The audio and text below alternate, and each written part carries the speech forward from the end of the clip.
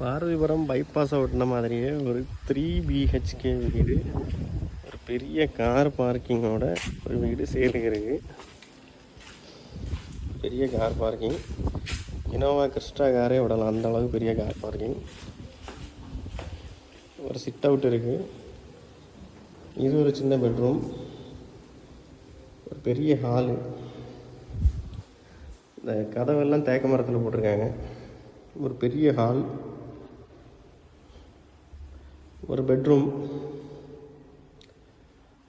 பெட்ரூமில் attach toilet, அது Indian toilet. ஒரு பெட்ரூமு, டைனிங் ஏரியா மாதிரி ஒரு ஸ்பேஸ் இருக்குது, நம்ம டைனிங் பண்ணிக்கலாம். அடுத்த பெட்ரூம் இது. இந்த பெட்ரூம் பார்த்தீங்கன்னா ஒரு வெஸ்டர்ன் டாய்லெட் வச்சுருக்காங்க, இதுவுமே அட்டாச்சு தான். ஒரு பெரிய கிச்சன் இருக்குது, முன்னாடி கொஞ்சம் ஏரியா இருக்குது. ஒரு 4 தென்னை மரம் இருக்குது காய்க்கிற மாதிரி. அப்புறம் 2 சின்ன தென்னை மரம் இருக்குது. ஒரு கிச்சன், அவுட்டோர் கிச்சன் ஒன்று இருக்குது. அப்புறம் ஒரு பாத்ரூம் டாய்லெட் வெளியே அவுட்டில் ஒன்று இருக்குது. கொஞ்சம் நிலம் காலியாக இருக்குது. சுற்றி இடம், நடந்து வர்ற மாதிரி இடம் இருக்குது.